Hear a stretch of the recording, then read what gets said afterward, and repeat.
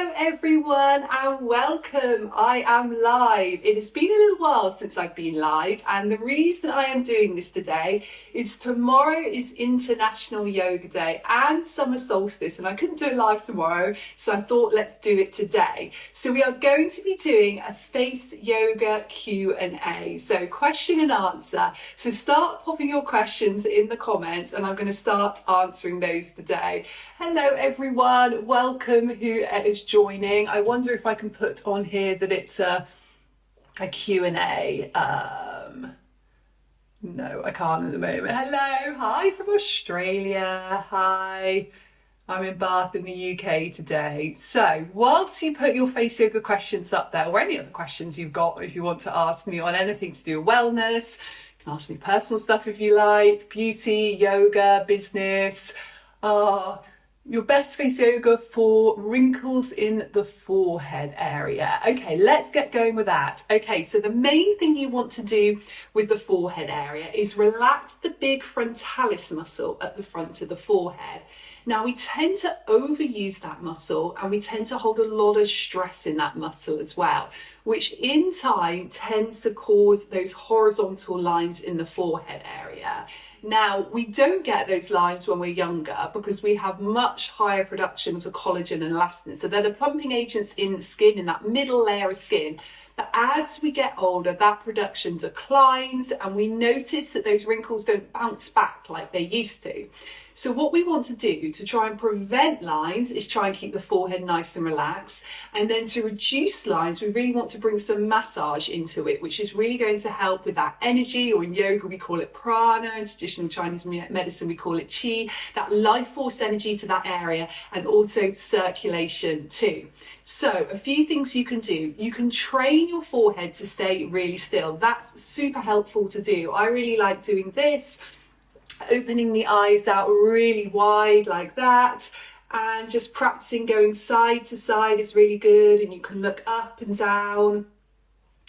And if your eyebrows are trying to raise up, that's why your hands are there. You can go in diagonals as well, because you're retraining your face to use your eyes more when you're expressing and your forehead less. And you can practice wide eyes as well. That works really, really nicely. And then you want to add a little bit of massage into it. So I'd say daily massage. There's lots of techniques you can do. So you can do across like this for 1 minute per day, or twice a day if you can. You can use knuckles as you come across. You can gently do fingers and sort of 3 lines. That works really nicely as well. So they're the 2 things you want to do for forehead area. You want to retrain your face to use your eyes more and your forehead less, and you want to bring massage into it as well. Okay, there are loads of questions coming through, so I'm going to start to get through them. Okay, what is the correct direction for massaging the neck?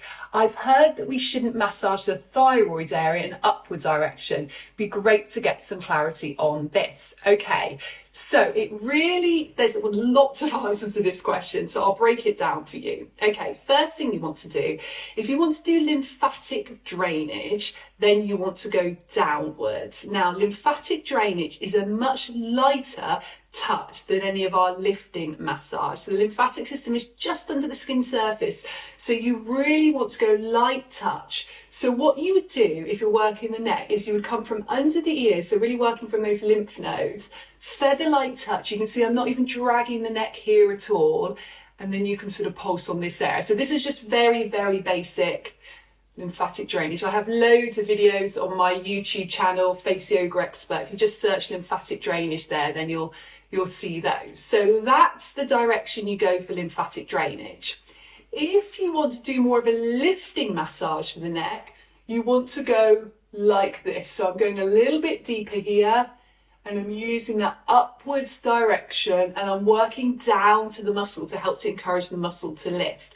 Now, the skin at the front of the neck is very thin, so you don't want to drag the skin. Use something like your Fusion by Danielle Collins moisturizing serum. This is particularly good because it's just going to allow the product to get deep into the skin, so into that middle layer. So your creams are just going to stay on top of the skin. You want to get where the collagen and elastin lies to help lift the neck. Now, in terms of the thyroid, if you do have any thyroid issues, I always recommend you go to a doctor before you massage this area. Generally, with hand massage, so like we're doing there, even if you've got thyroid issues, and like I say, please do check first, you are fine to massage. Some massage tools, in fact, many massage tools, because they are deeper and they're going deeper into the skin, recommend that you don't work around the thyroid area. So some of them recommend you don't work here, and some of them recommend you don't work here. But if you're just using fingers, say you're just doing this sort of tapping, for example, or you're just working up, generally, you are absolutely fine to do that. So hopefully that answers your question. Okay, let's go into the next one. Okay, next question. Severe jaw stiffness and muscle tightness. So really, really common area is to hold tension in the jaw area. So if it's very severe, you may want to go and visit a chiropractor or an osteopath and actually have a look how this is relating to the rest of your body, because it may be that other parts of your body are out of alignment. It might be starting in your lower spine or in your hip area. But if you've checked all that and you just feel it's an area which you hold your stress, you want to start bringing some daily massage into it. Now, I would recommend, if you have a lot of tension around the jaw area, you want to do twice daily massage. Now, you can do this with your hands, you can do this with a gua sha, or you can do this with a jade or rose quartz roller. So I'd recommend really getting into the muscle. I really like doing it with these two fingers for that sort of real tight muscle that we can feel there. And then it's really nice just to go underneath the ear here, just pressing into that area and really massaging into it and just working with that tension, and try and focus on your breathing as you do this. Deep breathing in, abdomen rises, and then deep breaths out, abdomen lowers. If you do have a lot of muscle tightness there, as well as all your face yoga techniques, so you can do this one, you can do this one, lots and lots you can do. You can use fingers like this. I would also say really work on releasing tension in your neck and shoulder area as well. So really simple things you can do throughout the day. It doesn't need to even be a full structured routine. Shoulder rolls like this are really good. Releasing your neck area a little bit is really, really good as well. Gosh, I'm tight there. When you do that, sometimes you realise how tight you are, and you can just turn, release, just start to bring some movement into it. And again, you can start to use a gua sha in this area. I haven't got the gua sha on me at the moment, but just going down the neck, the back of the neck there where the tension is, and into that shoulder area will really be helpful as well. And you can get really good quality gua sha. We stock it from the Hey You method on my website, faceyogaexpert.com/shop. And if you just go there, there's free delivery across the world. We ship all across the world, and that's where you can get the Fusion by Danielle Collins moisturising serum as well. Okay, so let's have a little look. Loads of other questions. I'm going to try and get through as many as we can. Okay, next question is eye bags. So how can we reduce eye bags? So anything to do with the under eye area is quite tricky, because there are so many factors causing it, and there are so many different things that can happen under the eye area. So it can be sagging skin, it can be fat deposits in that area, it can be fat sagging in that area, it can be a build-up of lymph in that area, build-up of fluid in that area, it can be discoloration of the skin. So lots of reasons that we can have it, and the reasons we get all that are huge as well. So they can be lifestyle, they can be genetic, they can be sun damage, they can be incorrect skincare. There's so many things that can cause it. But if we're going to go really basics here, what I would recommend doing is a little bit of facial exercise and a little bit of facial massage every day. So facial massage that really like doing. 3 fingers here. This is so simple but so effective, and you're pulsing. Hopefully you can see that there. Just gently pulsing that area, pushing in and out, just to aid that lymphatic drainage. So it's a very small movement. What I quite like doing after I've done that is just a little bit down the side of the neck and just pulse here, just coming down those lymph vessels down to the lymph nodes to help that elimination. You can also use your ring finger and you can come underneath the eyebrows, then underneath the eyes, really making sure you're not dragging your skin as you do this. Nice and gently. So they're 2 lymphatic drainage. Then you can work with really boosting the circulation there. So helping the fresh blood and oxygen just really come to the skin surface. So you can do tapping around this area. And it's nice to go the other way as well. Just get that blood flow going. But remember the skin around the eye area, about 10 times thinner than the skin in the rest of the face. So you want to be super, super gentle as you do this. And then let's bring some eye exercises into it. So you're working with toning this part of your orbicularis oculi muscle. So that's a ring muscle that goes all around your eye area. And I would go into some eye exercises. So just like I showed earlier, either 2 hands or 1 hand onto your forehead, and then just work with going up and down with the eye area. Really start to strengthen. And if you find that even doing that, your eyebrows raise up, come like this. Really strengthening that muscle, which is going to help to really reduce those eye bags. And then just do your diagonals, and then diagonals the other side as well. Hopefully that helps. Okay. And hopefully that answers your question as well. So let me see. Okay, loads of questions. I'm going to have to go back as well in a bit because I know that some of you asked questions quite early on. Okay. So if I want to do face yoga classes, for how long can I run the same session, the same exercises, and how often do I need to improve this? Many thanks. So I'm guessing you're asking this in terms of teaching face yoga. So anyone that doesn't know here, I run accredited face yoga teacher training programs, and you can learn exactly how to teach face yoga to other people and get a fully accredited international certification.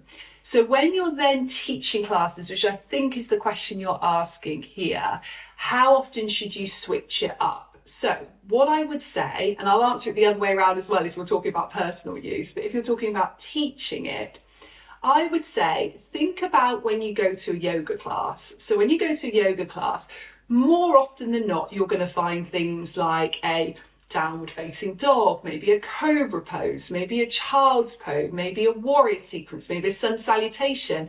And perhaps you find that those are repeated each time you go to your yoga class, whether it's once a week, whether it's once a month, whether it's twice a week.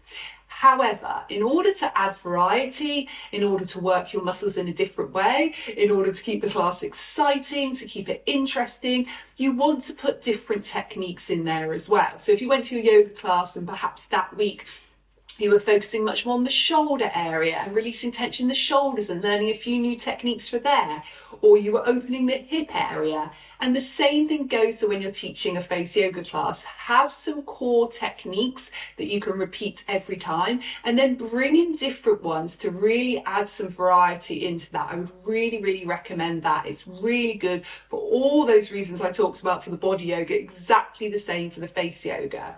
The other thing many of our qualified teachers do is they will do themes. So I've done all of this before. I've taught face yoga, as many of you know, for 17 plus years now.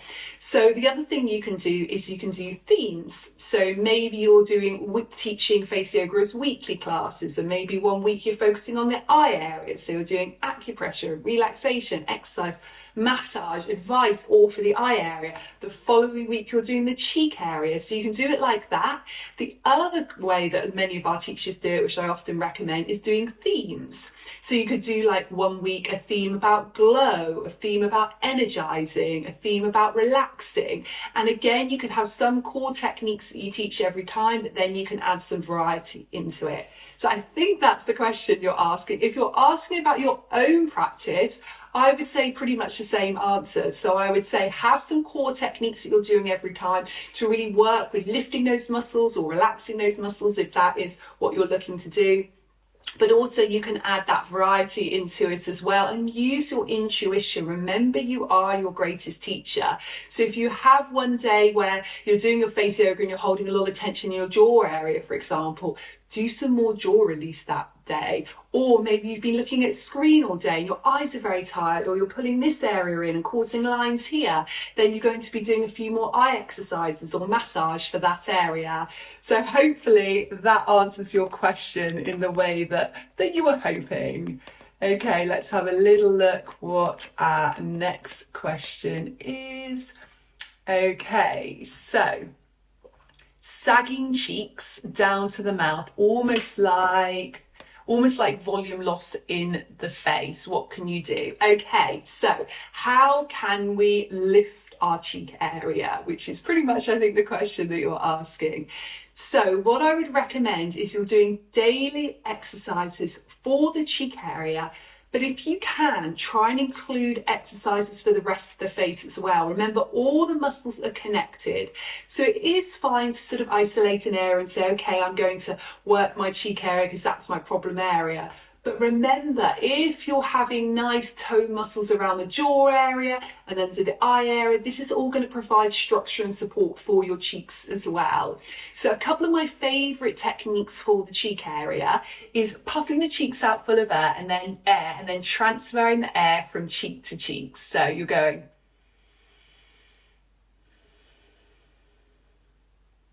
And then if you've got any lines around the mouth area, you can use your fingers. You can smooth that area, so you're making sure you're not creating any lines here, and then continue.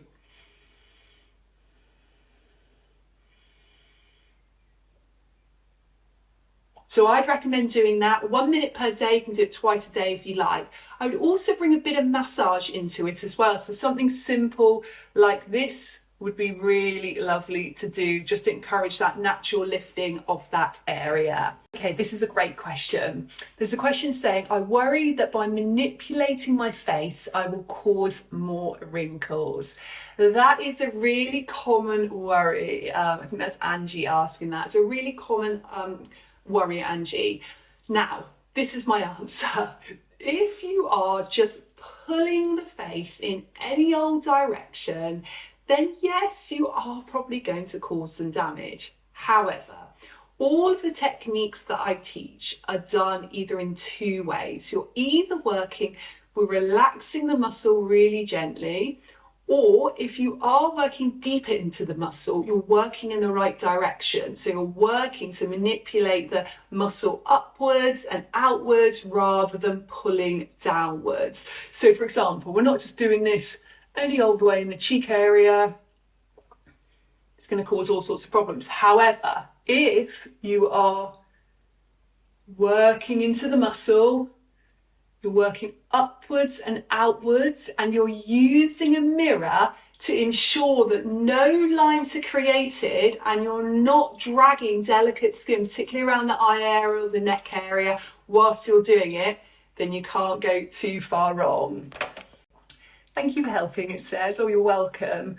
What can you do to reduce lines between the eyebrows? Okay, another great question. Really, really common question as well. We hold so much tension between the eyebrows, and we tend to pull that area in when we're stressed, when we're concentrating, when we're really thinking about something. So what you want to do is you want to work with reducing and you want to work with preventing any more lines in that area. And for both of those things, you're going to use massage, but you're also going to use awareness. So first thing I would say is start to get used to when you pull this area in.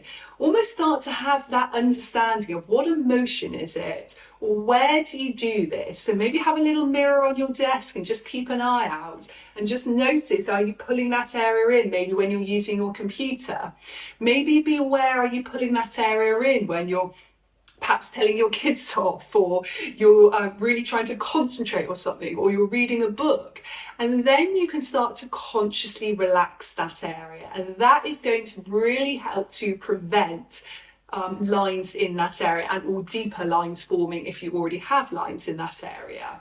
Then to reduce, but also to help prevent, you want to put massage in. So I would say you want to be doing a little bit of massage every day, but maybe even multiple times a day, because it's very gentle. So you can just work between the eyebrows here, really light, really gentle.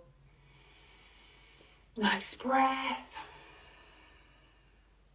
And this is relaxing your procerus muscle. So that muscle between the eyebrows there, just letting go of tension in that area. You can use a hook like this with your finger, and you can work sort of a little bit outwards. So if you're getting sort of little lines here or here, you can do that as well. And you want to just try and do that every day. I'd also say add in that acupressure point there as well.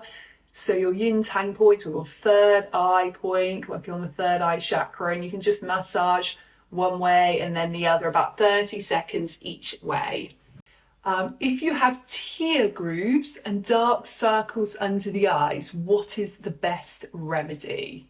Okay, so once again, eye bags and tear grooves in this area is very tricky, because it really does depend on why you're getting them. Now, if it's down to lifestyle, so for example, if you're not getting 8 hours sleep a night, perhaps your stress levels are really high, maybe you are dehydrated, maybe there's sun damage in that area, maybe you're not wearing an SPF around that area, maybe you're dragging that area whilst you're taking your makeup off. Maybe there's certain foods that you've got intolerances or allergies to, and it's showing up in that area. Maybe it's genetic. Genetics can play a part. Usually it's recommended it's about 20% genetics and the other 80% is lifestyle. So many reasons why you can get it. So I always like to think, let's go back to really understanding why we're getting those dark circles under the eyes, and then start with that. So if it is something like dehydration, or if it is something like drinking too much caffeine or having too much sugar, deal with those things first, and that will make a really massive difference. You can of course add in face yoga, so it's really nice just to work in that area on that tear trough and just press in there and really focus on your breathing, just working with that energy around that area. So going back again to the prana, the life force energy or the chi, and then working with really gentle feather-like touch underneath the eyes, come behind the ears, lightly down the side of the neck, and just pulse. So you're really working with that lymphatic drainage. And just focus on your breath as you do it. So that's a really lovely one to do. You can also just very gently tap around the eye area, and I would definitely say do the other ones that I mentioned earlier. So the pulsing on this area is good, and also your eye movements are really going to help as well. Okay, so let me see what other questions we have. Okay, so we have a question on necklines. It says, please tell me something on necklines. I have deep necklines, please suggest. Okay, so when it comes to necklines, there are a few things that we want to think about. First thing is our posture. So if you're spending a lot of time with your posture like this, straight away you can see how lines are caused in that area. Also normally fluid build up there as well. So the first thing you want to think about is posture. So bringing that chin up a little bit, relax the shoulders down. You may want to just bring the shoulders back for a moment, just correct that forward posture. You're obviously not going to keep them like that. I quite like just going from side to side. It's really nice just to help readdress that balance, and then come to that neutral position. Bring the chin here, keep shoulders relaxed. Imagine a string coming up from the top of the head, pulling you upwards, and that is a beautiful way to help really improve your posture, and straight away that is going to help with your necklines. Second thing you want to do it's making sure that you're using some good skincare on that area. So I always use the Fusion by Nasolabial moisturising serum on that area. I find it's really good because molecules are small enough to get into that middle layer of skin where the collagen and elastin are, and it really helps to regenerate the new skin cells because it's all made with high performing botanical seed oils. So it's very high in vitamin A, which is like a natural retinoid, very high in vitamin C, which really helps to again regenerate the skin cells. It's very good, full of antioxidants, and it's very high in vitamin E as well, which really helps with that repair of the skin. So that is really good. So posture, skincare, and then you want to bring in some massage into that area. So it can be simple, it can just be like this, or it can be like this, each one about 1 minute. And then fourth, I would say you want to bring in a little bit of facial exercise. So just turning your head to one side, bring the chin up slightly, lips together, tip of the tongue up and down towards the roof of the mouth, about a rate of 1 per second, feeling that under your chin.